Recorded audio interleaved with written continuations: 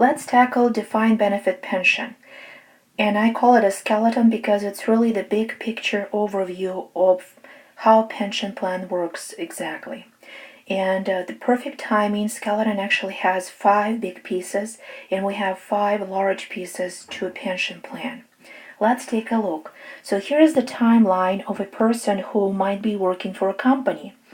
And you will have an actuaries along with your human resource department set up and write up the plan how it exactly will be working. So for example, if a person works for 10 years, they will be receiving 50% of their future salary once they retire right here. If they work for 30 years, they will be entitled to 75% of their future salaries. If they work 35 years, then they will be receiving 80% of their future salaries, etc. So obviously, the longer you work, the longer this period is, the better off I will be once I retire. So these prior years of your prior service cost, will really drive your projected benefit obligation. It's a horrendous liability, right? Then it will be discounted to current year right here. Okay, but FASB said it's not really proper accounting if you take prior service cost, gigantic expense, and just expense it in the current year. So what we will be doing, we gradually allocated over future years. I should even start from here, over future years as we work. So that calls for amortization of those prior service cost. So that's the first large amount. Then what else? As I work, here's your current year. That adds 1 more year of my service cost. That's the easiest. Okay. What's the interest, or also called settlement?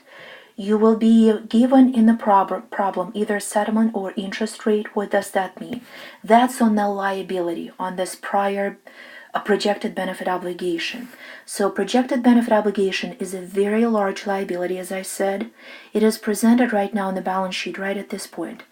And you need to move it to the end of the year. Every time you carry a liability, it costs you, literally, in interest expense. So what do?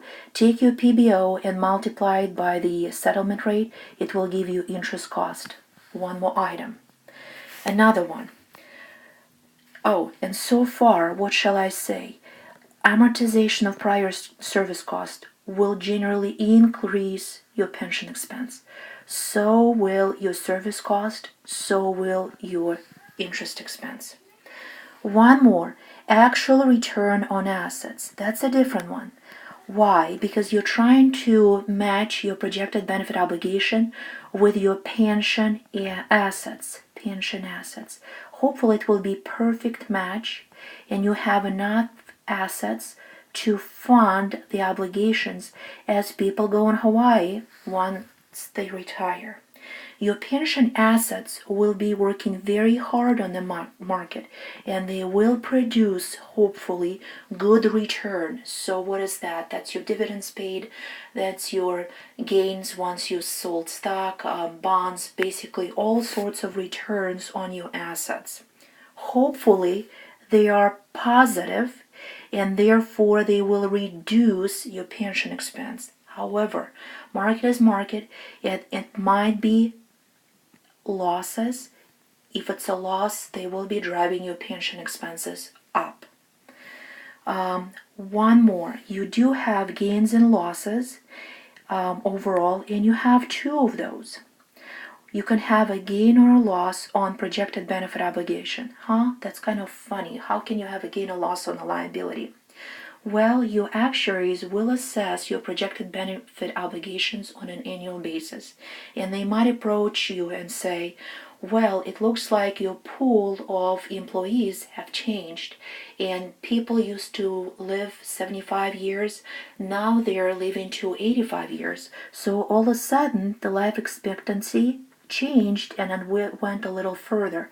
That will drive your projected benefit obligation higher, and it will produce a loss on PBO. So obviously that will again increase your pension expense in general, this big amount we're trying to calculate. On the similar note, you can have a gain or loss on plan assets. What is that? Market is very volatile, so your plan assets might fluctuate quite a bit. So they will again produce a gain or a loss, and FASB allows a slight smoothing to that market fluctuation. So actually you will estimate what you think your return on assets will be. So that will be called expected return. Expected return on plan assets. How is it calculated? You will be given a percentage, and expected return is the sum of unexpected gains or losses on plan assets and an actual return on assets. Okay, let me repeat it again.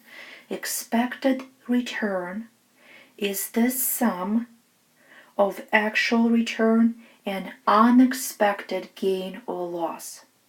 Once I will be looking at it on a spreadsheet, you will see exactly how it's calculated. And this skeleton, where could you find it on the spreadsheet? Let me flip one more. This skeleton is generated right here in this column. So your pension expense will have all these parts of the skeleton.